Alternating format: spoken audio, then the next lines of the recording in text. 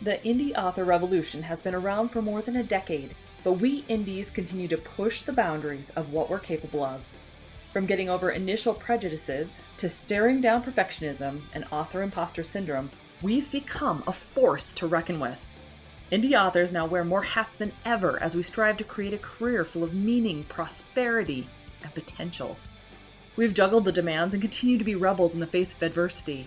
Now, after years of hearing the shouts of hustle and grind, we indies are rebelling again. Gone are the days of publishing a book a month until we drop, and in its place are the seeds of a better way to rapid release. A way that feels incredible as we build a sustainable, lifelong author career that not only increases our visibility and royalties, but it's all done with intention and ease. If you're ready to buck the system and become the visionary authorpreneur I know you're meant to be, you've come to the right place. I'm Carissa Andrews, international best-selling indie author, and this is the Author Revolution podcast.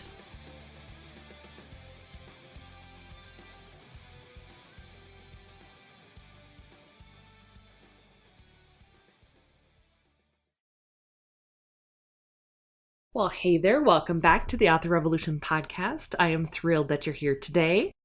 Oh my goodness, guys, you are going to absolutely love this podcast episode.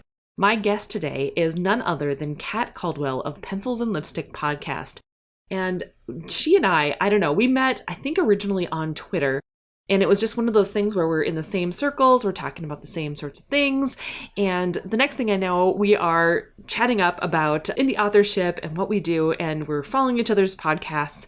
And I am so thrilled that I got to know her and got to interview her for today's podcast episode.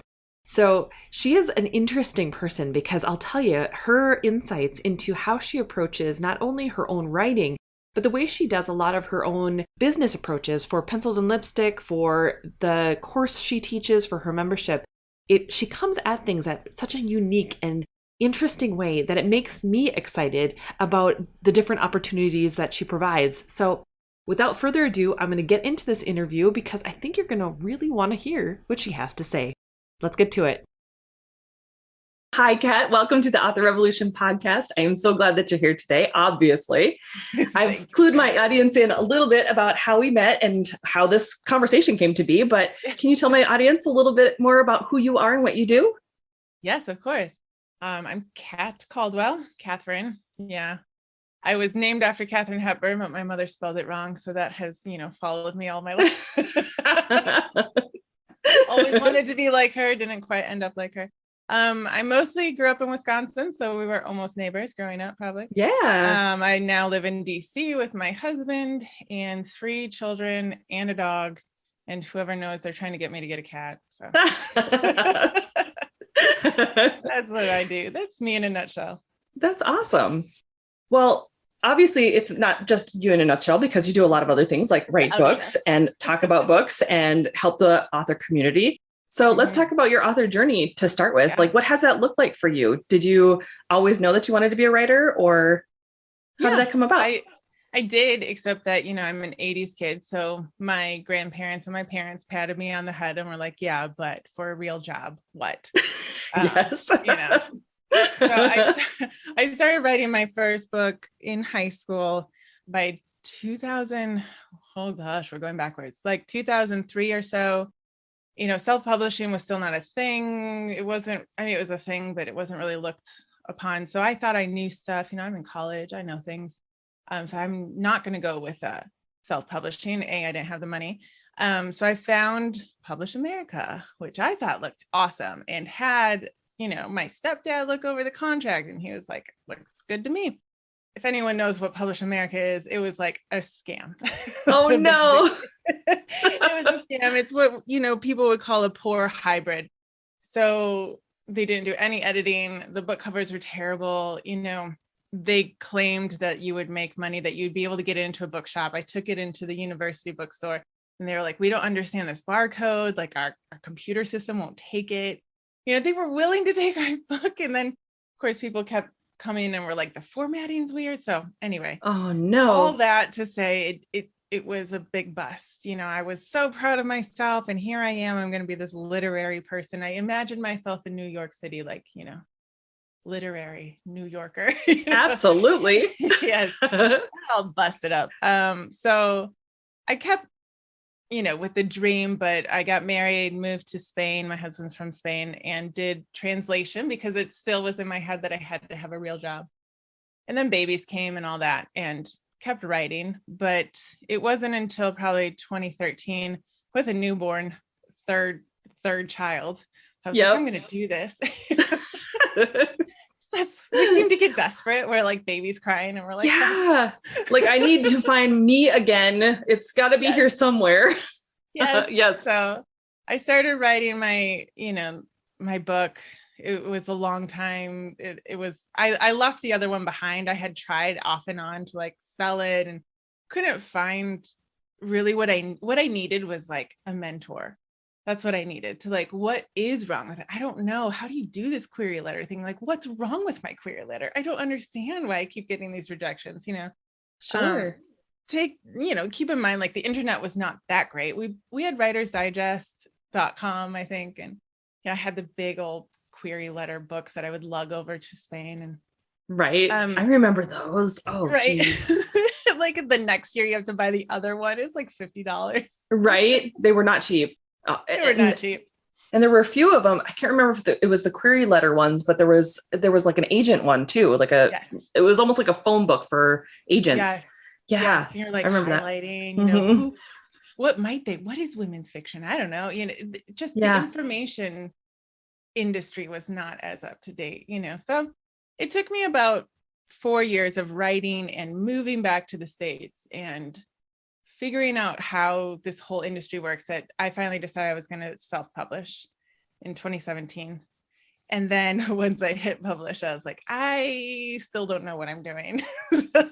I don't think anyone does when they first hit that publish button. Like, what is going on here? I didn't expect it to be a bestseller, but I did have to recognize that like, my confidence wasn't really up there yet. I didn't have a lot of feedback on it, except for people around me who would read it and let me know.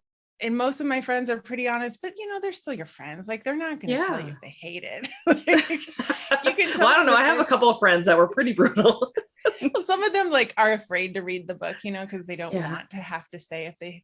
But I spent 2018 then just trying to figure out how to run a business, because that's what I realized. This is a business.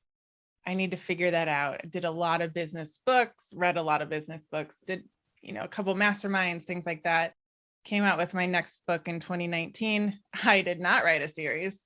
And then I figured out another thing that I did next on the agenda. Yes. So then I get, I spoke with one of the guys at Reedsy, and he was like, you should write a series. Like, what? Yep. Why did no one tell me these things? Yes. So, it's like, I think, like a lot of people, it's doing one thing and seeing that you need to learn another. And so in the meantime, you're always writing. Yeah. And always growing. You're learning and you're coming out, and then COVID hit.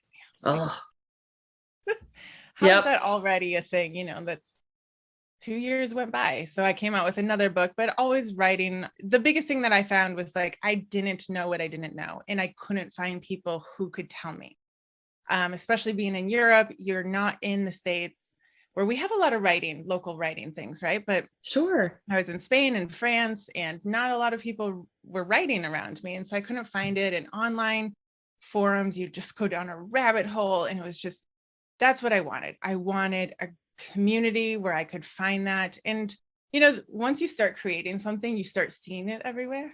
Sure. That's so big law of attraction. Like energies are drawn to like energies. So all of a sudden you get to see it everywhere. It's like when you have a new car you want to get, and all of a sudden you see it everywhere. You should buy it, Yeah.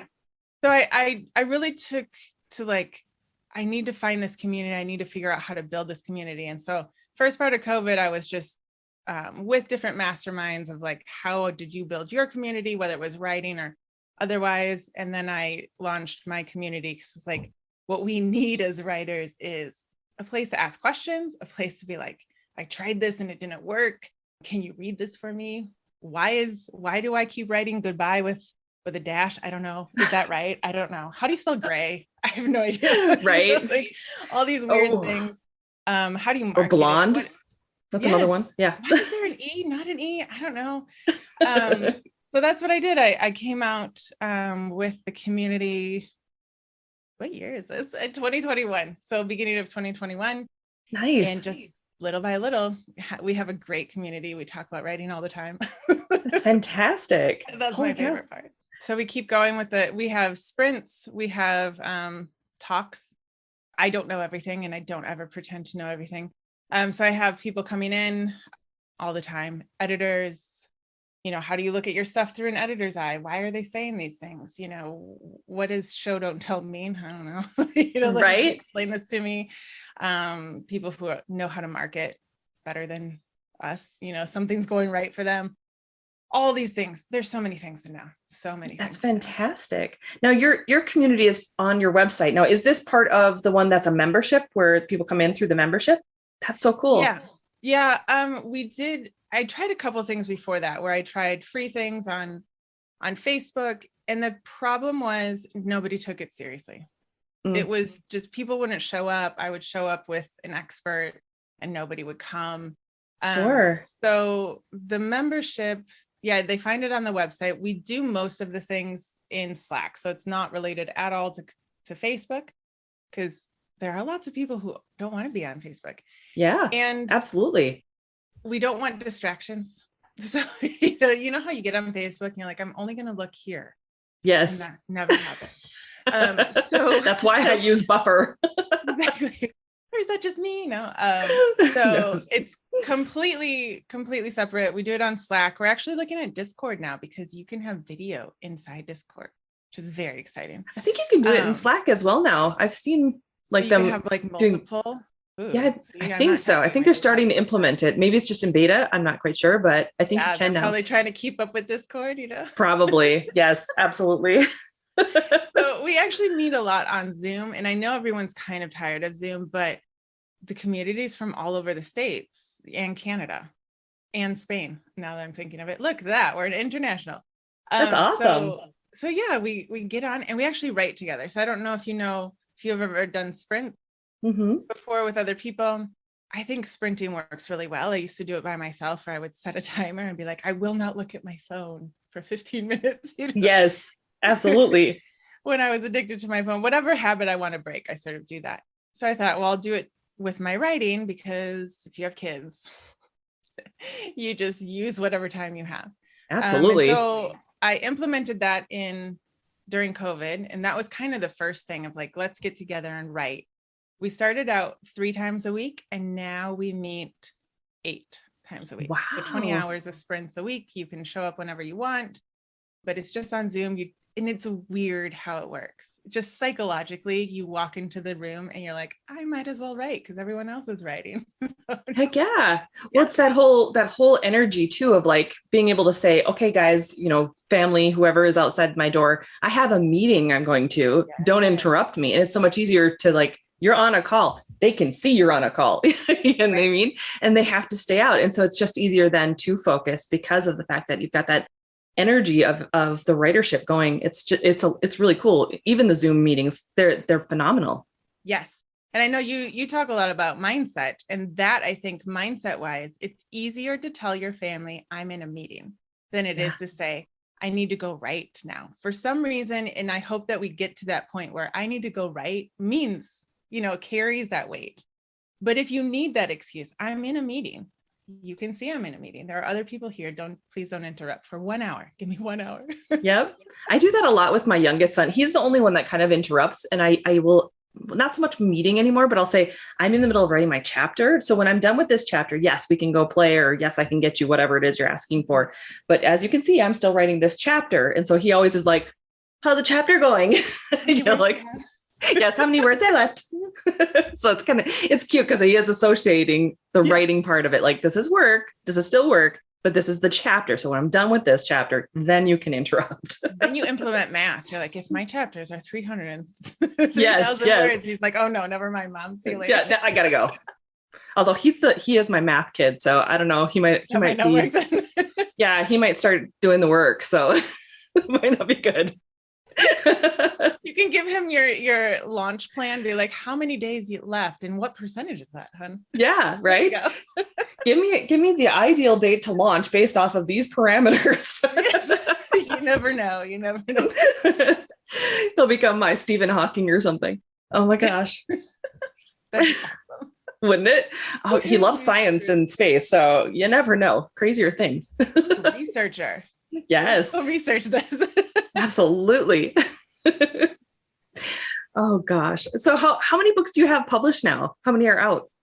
So I have 3 books published and 1 novella. Of course, in the middle of, after I heard about writing a series, and now you have new plans. Yes, I was like, he doesn't know what he's talking about. That first, like, oh yeah, he does know what he's talking about. Okay, Dang so I it. wrote a novella for my first one, and am working on. I'm one of those. I'm not a series reader, and so I hop around a lot. So I have one story that I'm going to finish, and I'm sort of outlining the second historical romance as I finish this contemporary. So I'm like, That's back cool. and forth. I'm trying to focus, but yes, it'll probably be like a mini series, so going see the friends story. But yes, they have a point. That is awesome. Now, I did notice on your website that you say that you don't write in genres, but you do write good stories. So how do your stories typically come to you? Like what interests you enough? Or do you get inspired, or do you go, I'd really like to write a book about XYZ? How do they come to you?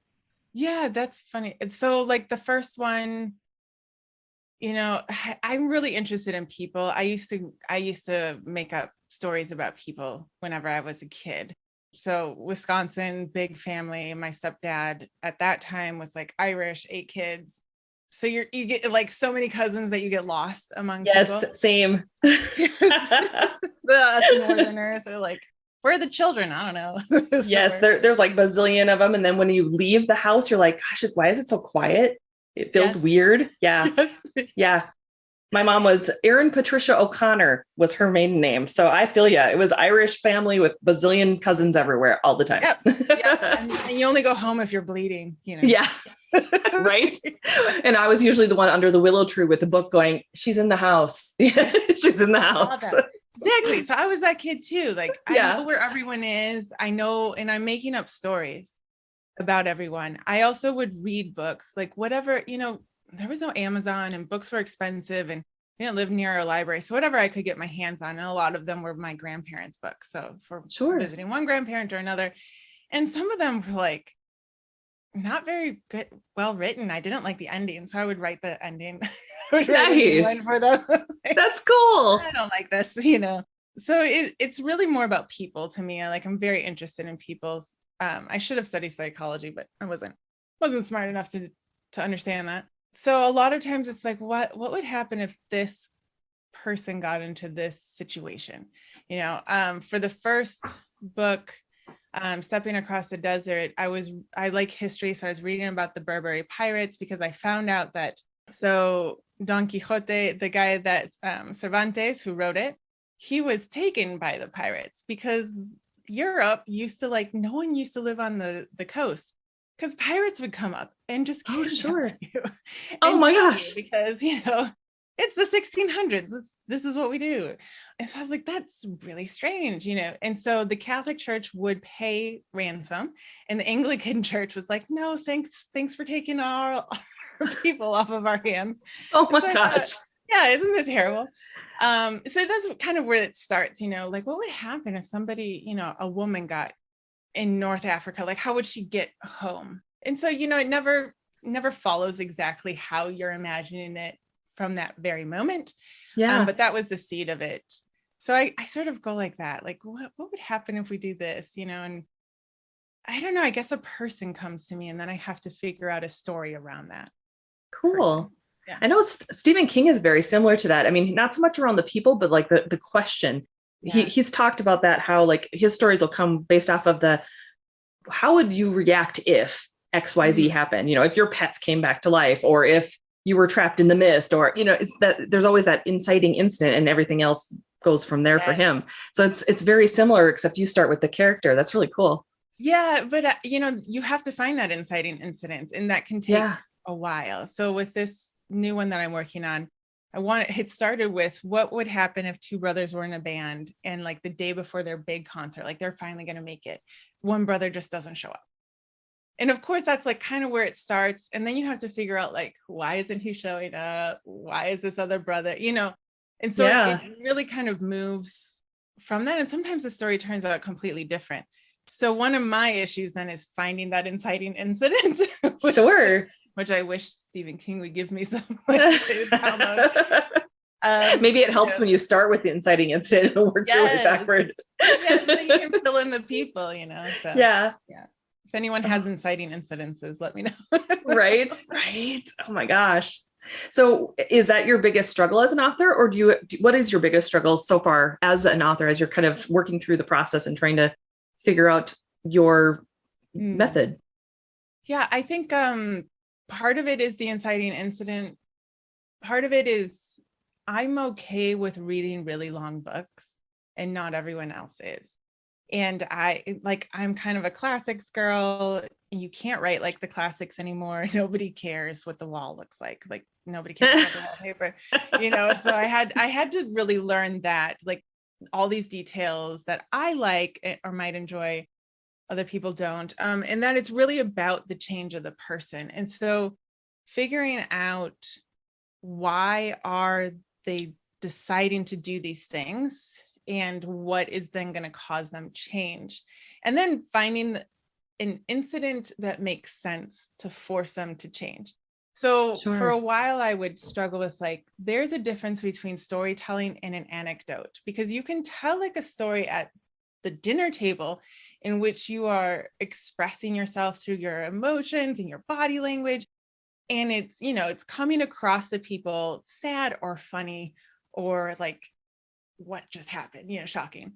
And a lot of times you don't have to finish your sentences, and you don't even have to really finish the story. And so I was like, but that's not a story, a book, and so I would for a few years it wasn't difficult to figure out stepping across the desert, because it's a romance, and so they have to sort of figure out, leaving their baggage behind. And I knew that with that one I wanted to talk about, even if your past is pretty bad, you can look at it in such a way of, I wouldn't be here in this good spot if I hadn't gone through that bad spot. Because if I had just stayed where I was, I wouldn't have met you, so that was kind of the idea. So I have to find that, what do I want to say with this book? And then how can I stick to that as I'm writing? Because I tend to go off on rabbit trails. Are you a pantser or a plotter? I am a pantser. And so I am learning to plot. So my second book was a bit of a low fantasy book. It just sort of like it started out as a short story and sort of just came to me. And so I didn't need to plot it as much. But I'm learning that I could save a lot of time if I would learn to plot. So I really like Lisa Crone's Blueprint. I'm learning sort of that way of plotting, because I've tried just plotting out ideas, and because I don't know all the incidences, I know more the character. I kind of like Lisa Crone's way of doing it. So Story Genius is a great book to learn that with. But that's probably my biggest issue, is if it doesn't download immediately, it could take 5 years to write the book, and I don't want it to take 5 years. So absolutely. Yeah. It takes some excavation sometimes, and just kind of digging around and poking holes at it and just playing with it. And and if you're a pantser, sometimes if you don't get all those insights and you're not quite in I don't know if the vibe is the right word, but kind of, if you're not in that zone of understanding what's happening with the characters, it's hard to catch that trail of it and run with it. I could see that. Absolutely. Yes. Or you kind of write the same scene 3 times. I have to go back and read, because I am very disciplined and I write every single day. But like you said, you might not always have that moment in which you're really in the character. And so the Blueprint is helping me with that. But I still sometimes, if I'm not feeling it or getting interrupted a lot, I'll come back and be like, that's basically the same scene, just with another person. Delete, and learning that deleting's okay. That was a struggle. Now it's a little bit easier. So yeah, it's a little bit painful when you're like, oh my gosh, it just acts 2,000 words. But Yeah. If it's necessary and it moves the flow of the characters forward and moves the story forward, I get it. There have been many times, especially when I'm writing from two different perspectives, where you start thinking, I'm going to write it from this character's perspective, and you get like halfway through and you're like, this just isn't jiving. I don't know why. And then you try switching to the other character and all of a sudden it flows fine. And you're like, okay, that's why. I just wasted 2 days. Great. I love when that happens. It's hard, especially when you like use word count as a way to measure something. I mean, whatever motivates you. And I like watching all my words stacking up, but I just found that it made it more difficult to take away what to delete what didn't need to be there. So I had to stop that. Sure. That's a good point. Absolutely. Yep. I think for me, the biggest motivator is when there's a deadline ahead, and I'm focusing more on chapters than word count per se. Yeah. So but I am a plotter at this point. I'm kind of a hybrid, but I still plot enough that I feel pretty secure in the writing as I'm going forward. So for me, it's more about like, okay, I got chapter 8 done today. Thank God, that sort of thing. Where in the past, when it was more word count based, especially like during the NaNoWriMos, it would definitely be a blow if it was at that scene where you're going, oh crap, now I got to take out all these words and start over. Yeah, absolutely. Yeah. Now I've seen too that you also create journals and writing prompts. So what inspired you to start those? Well, part of that was probably 20, as a young mom, I've always journaled. I really think it's good for you mentally. I also think that we have a lot of stories to tell. So I remember sitting so we lived in France at the time with 3 children, wherever they were. I just remember sitting in my bedroom thinking like, I should journal. I don't have anything to say. And I look back on that, like, I think a lot of us have felt like that at some point. And I really think that we all have stories to tell. My grandmother is passed now, but the older I got, the more I wanted to hear her stories. Like, where did you grow up? How did you grow up? How did you deal with that? Like, what was it like to be a young woman and there's a war coming? And she lived in the South. So she lived in Texas, right on the border. So she knew different cultures. But then Japanese men came in, and to her, that was a whole different culture. Yeah. Not Japanese, sorry, Chinese. And she said they kept like putting a dime in, or a nickel, I guess it would be, and the Coke bottle would come down, and then they just set the Coke bottle aside and they put in another, because they just wanted to watch the machine, and like her just observing this. So you start asking them stories, and I realized, what she thought was not that big of a deal, to me in the sort of more modern age was just fascinating and a fun story to hear. And how did you meet grandpa? And, you're from like 3 different states away. And so I know that we have stories to tell, but it's hard to look at a blank page and think like, there's nothing special about me, like, I think we just all go through that. And so I wanted to help people not feel like that. It's really important to me for people to understand that they have stories to tell, that most of the stories we write are just retelling stories that have been lived, at some point. I love that. So I started with writing prompts. I did a few in COVID, just coming out with like PDFs of writing prompts. And then I created a hardcover journal that has 36 prompts, but they're kind of really looking into you, when's the last time you got angry? Did you have, were you correct? Were you right? What would you tell the person now? Like, having a space to be able to say that.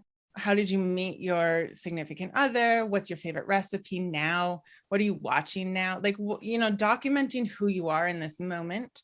And it's interesting because I was thinking, as we usually do, like the audience would be somebody like me, mid 30s at the time, 40s, whatever. And I've actually had a lot more response from older women who are realizing that they have stories to tell, and it's helping them remember these stories, which is really I love fun. That. Yeah. That's I so love cool. it too. That is so cool. I love when that happens, especially when maybe they weren't even writers to begin with. And all of a sudden they realize, oh my gosh, I love this process. And I love being able to tell those stories in a way that is well received, because I think most, like you said, most of the time it's like they have these really fascinating ways of dealing with things. And if you already have this interest in history or in understanding how people are, now all of a sudden you mix those two together and you've got just this fascinating, like visual in your head of like, how Yeah. did this work? I love that.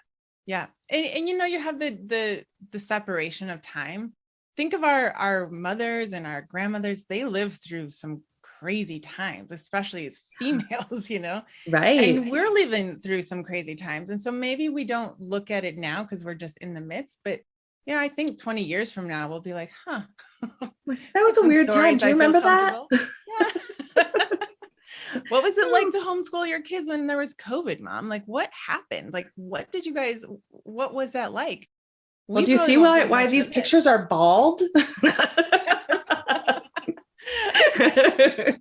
There might be a reason there. I don't know. I don't know. What? Oh, goodness. But I completely agree with you. Yes. What do you love most about your writing process? Like about being an author in general? Do you love the exploration of it? Or what is it that draws you to it? Oh, gosh. I think I have a lot of thoughts in my head. So I think one of the great ways to get rid of them and to not let them go, make you crazy is to get them out. But I do think it also helps you understand society. For me, like understand why people are doing things. Not that I understand everything, because that's definitely not true. But I like sitting down and thinking. It usually take a person that I've seen or an action that I've seen, and I can put it to somebody and I can think, okay, why would they act like that? Being now in DC, a Wisconsin girl from a town of 2,000 people is just like, this is so different here. So why do people behave the way that they do? Why are they so obsessed with going like to high schools that are so expensive?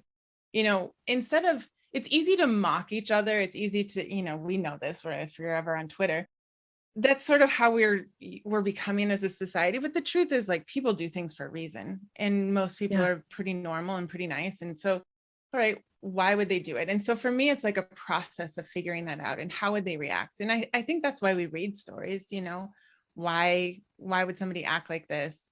All the myths are like, and you should behave because otherwise the dragon will eat you, obviously. Right. So duh. it's kind of like, you should go to high school and this is why. And, so people have a reason for that. So I like that exploration. And I think I've always been sort of in my head. So getting the people out on my head and sharing that with people is fun.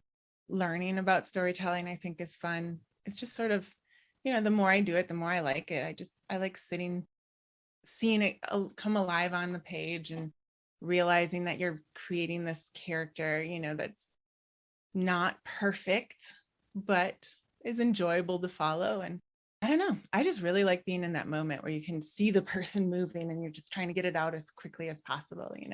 I do too. I love that as well. It's so much fun. And to know that you're like the conduit kind of for whatever it is that they're going to do, whatever crazy things are going to say, whatever is going to end up happening. It's just such a thrill to be in that moment. Absolutely. Yes. Yep. And to know that you're not actually, a godlike figure. Like, they will not do. Oh yeah. You're trying to force them to do, and like they won't do it. And that's so weird. Yeah. It's like, you're not a kid. What are you doing? Yes. It's like, no, I'm the writer. And yeah, the character won't do it. And so it's a fascinating process to be like, that went a completely different way than I thought it was going to go. Right. I've had that happen so many times. Or like, I'll be writing a different book and another character's like, hello, don't forget about me. We got to do this thing. And you're like, no, like, you're 2 books from now, go away. That's so frustrating when they do that. Hello, I'm right here. Knock, knock. Like, I only have 24 hours a day. Okay. Right. I cannot clone my brain as of yet. So wait a second. If only we could. Oh gosh, if we could clone ourselves, that would be frightening. Oh, wow. I have noticed, obviously, over the past couple of years here, that you host a Pencils and Lipsticks podcast. Pencil and Lipstick, there we go, podcast. So before we talk about the podcast itself, I got to ask you though, how did that name come about? Because I don't know that I've ever caught that. So I was with a friend of mine. So I was, it's 2019, and he was sort of trying to figure out his, where he wanted to take his business, or, he wanted to create a business. And he was a hairstylist at the time. Don't worry, this goes somewhere. There's doing my hair. And he's like, I really want them to create this podcast because I have all these ideas for this podcast for hairstylists. And because he wanted to like, teach hairstylists that it was more than just hair. I was like, I'm going to steal that idea. Okay. What would it be like? And so we're brainstorming. Okay. What would I do for a podcast? I'm a writer. It's 2019. So I was coming out with my second book and the journal. It's like, all right, well, I still have a lot to learn. I'm realizing, how to get the book in front of people. I'm doing all the book funnel things. All right. What about a podcast? And I realized I'm a bit of an introvert because as writers sometimes are. I'm pretty cool with asking people questions if it's within a context of something. Sure. I'm not going to just call you up and be like, how did you do this? But I could get you on a podcast.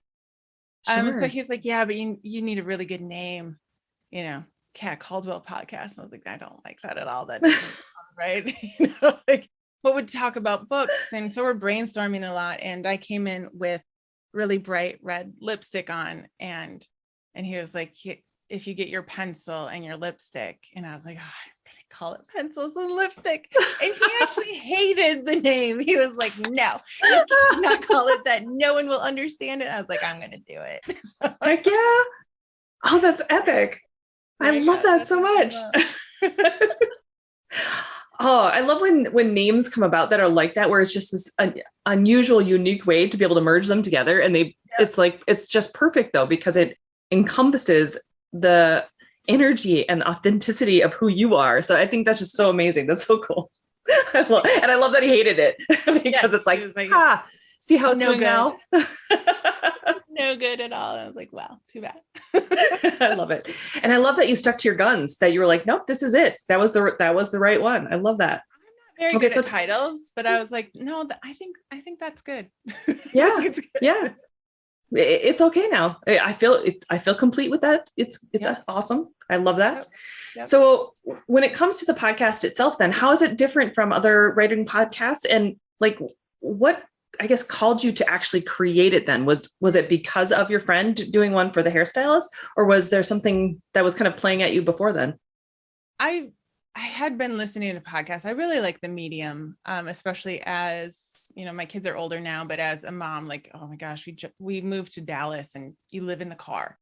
And it's interesting enough, like in 2015, you paid for streaming, like your data would get used up really quickly. It's crazy how things change so fast. Yeah.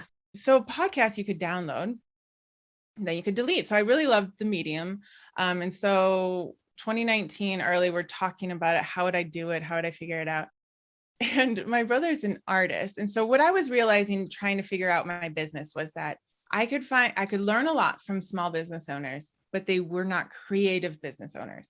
So there was a difference and there was something lacking. And I was like, okay, that's great that's how you sell whatever, but I sell books, and they said, no, it's the same thing. I said, no, it's really not. Like there's something lacking. And I didn't know what it was. I don't have a business degree. My husband does, but he's always working. And he was like, I don't know. Whatever. You're like, you're so helpful, dear. I love you, honey. No. So I was like, I just need to ask people. I need to figure this out. There are forums, yes, but a lot of times you get really snarky remarks from like, right. Why don't you know that already? Well, I don't know. Because osmosis stopped working for me a while ago. Yes. I cannot read your thoughts from a country away. So I actually put it out on some writing forum I was on in Facebook. Like, if I started a podcast, would anyone want to come on? David Rawlings from Australia was like, I'll come on. How about next Monday? I was like, oh, well. That's going to be fast. Let's do it. I don't know what's happening right now. That tends to be what I do.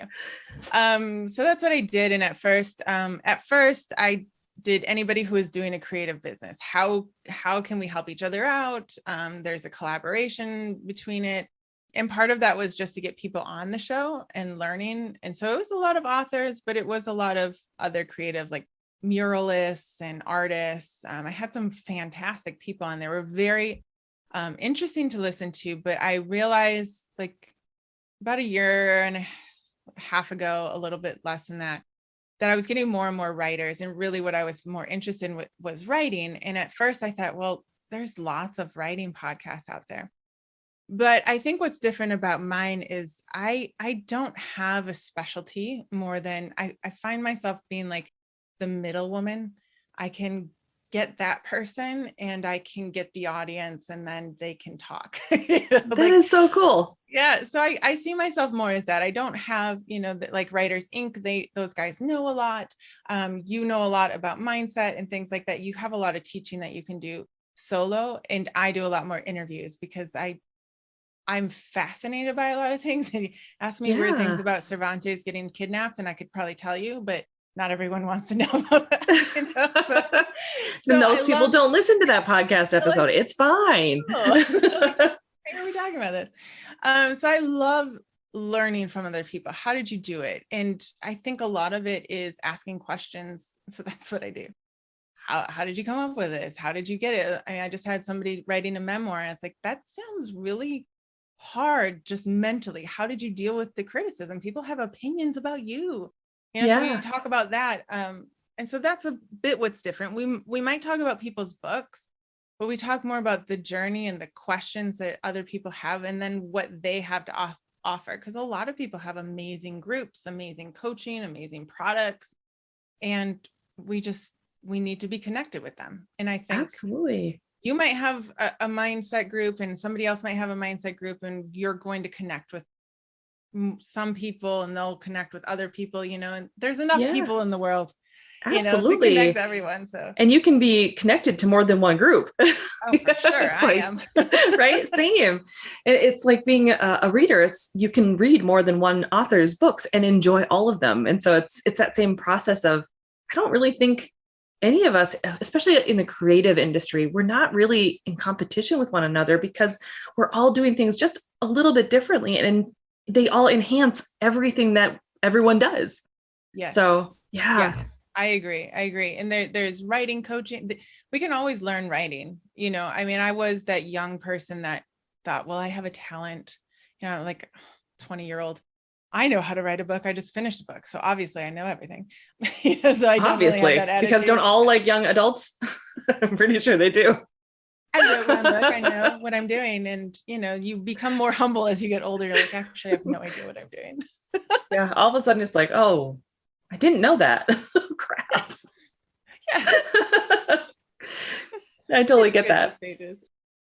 So you've got a course called Prompted. So obviously you have this love about the prompts and being able to do the writing sprints. So which came first? Was it the membership or was it the course that came first? So the membership came first. See, I have a hard time focusing. I might be, yes, I have a very hard time focusing. So I think I was doing it all at the same time.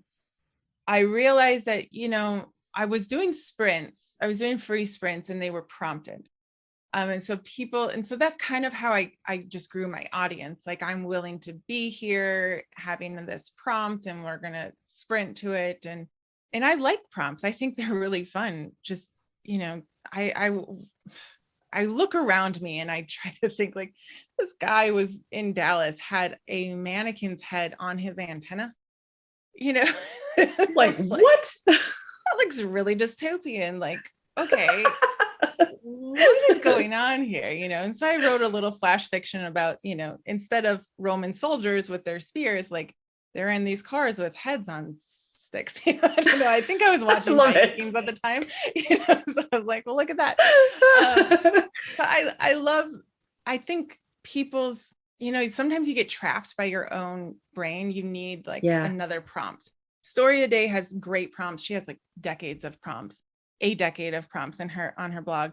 So I thought, people liked that. And okay, I'll do a course about it. And it just took me a while. And in the meantime, I realized in the membership group, everyone had their own project. So we're all writers. We all have a book we want to finish. And so using the time to work on our project was more beneficial than constantly having prompts for them. And so I sort of diverged that, just make that into a course that people can find. It's 28 prompts. So 28 days, but you can do it whenever you want. And then the group is really more about coming in with whatever you want to write. There's no You can write your blog if you want to. Sometimes we write our newsletters. So Yeah. they did diverge a little bit that way. That's really cool though. I love that because I don't think there's a lot of courses out there when it comes to being prompted and like how the concept of sprints and prompts can really, like you said, help you get out of your like the box your brain kind of gets put in. Because we kind of get into these habits of like how we view the world or how we think our writing should work or all of those things. So sometimes just having that, number one, the opportunity to sprint, because that helps you stop, the internal editor and all of the other things that go along with not sprinting. But having the opportunity to write about something that isn't even tied to maybe what you're already planning on writing or whatever, that gives you the opportunity to open those doors and kind of travel down some of those side quests, so to speak, where you're learning something new about your style of writing or how you want to write, or maybe it gives you a different idea for the story that you're already writing that you would never have thought of before. Yes, it's weird how our brain works. So if you get a prompt, I mean, the videos might be 3 to 4 minutes max of me just explaining what it is, Um, Yeah. I think one of them is like a birthday party, and I give something about it. And it's weird how your brain can focus right then on that one thing. And for Yeah. 15 minutes, you just write, and you might just leave it in your journal. It's just fun, maybe use some new vocabulary or whatever. And when some of them are like, try to write it as pompous as possible, just change the voice up a little bit. But like you said, all of a sudden after that 15 minutes, you might be like, oh, I know exactly what my protagonist has to do. Yeah. It's Isn't just it that weird when you moment. think about it that you're a pantser where you could be technically like if you viewed your outline and did like let's say a chapter by chapter synopsis, that could be each chapter could be your prompt so Yeah. that your brain could focus and Yes. then go Yes. off on your sprint. Isn't Yep. that interesting? Yes. And wouldn't it be fun to have like an extra thing if you say, okay, but today we're going to start out, I'm going to write it, this is going to happen, but I'm going to write it from this character's point of view.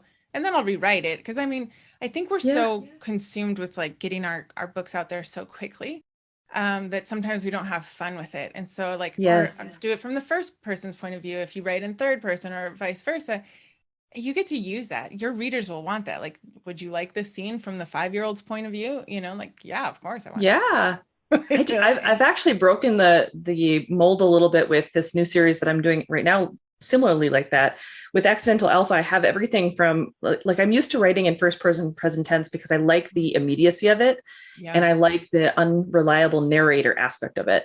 right. But when I switched to the male perspective, to Stone's perspective, I use third person past tense because I Ooh, wanted like just that shift. I wanted it to be enough of a jolt that it's different. And so, but it's fun for me because now I'm getting to play in a different style of writing that I don't normally write in.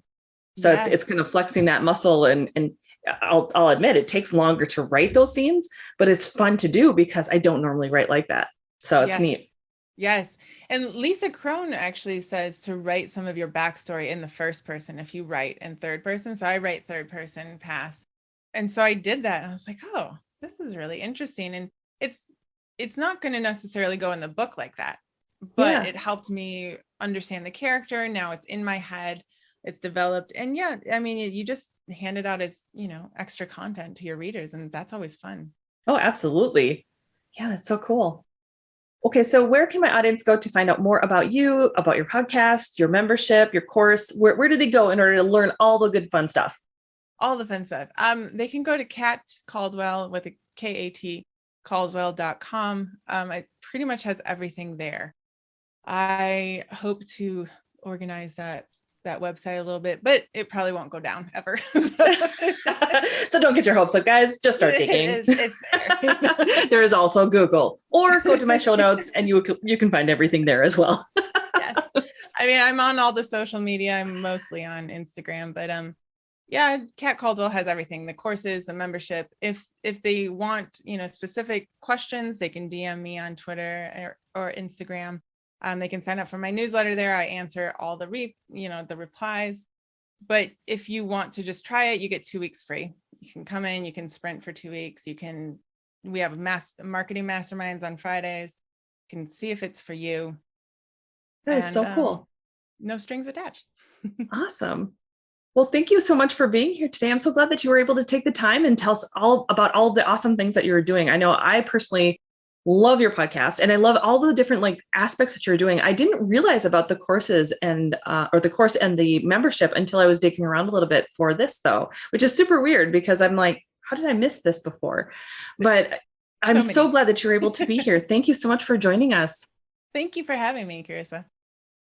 Oh my gosh, guys. Wasn't that a great podcast episode?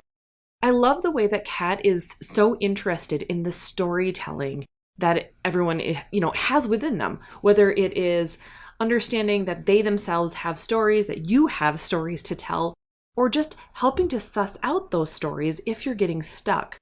I think her ideas are surrounding and about like the prompted course and her membership in order to help you join up with a community to be able to ask questions and get involved and to sit down and work separately together by writing and doing the sprints. I think she's developing such a unique and wonderful community that I think many indie authors, especially those of us who are a little bit more introverted, can really benefit from. So I hope you are going to check out Kat and all of the information that she was talking about today, her books, her membership, her course. Head over to katcaldwell.com, or if you want to get all of the links and kind of check them all out and know that you're in the right place, head over to authorrevolution.org/140, and you can dig into the show notes and everything will be provided right there for you.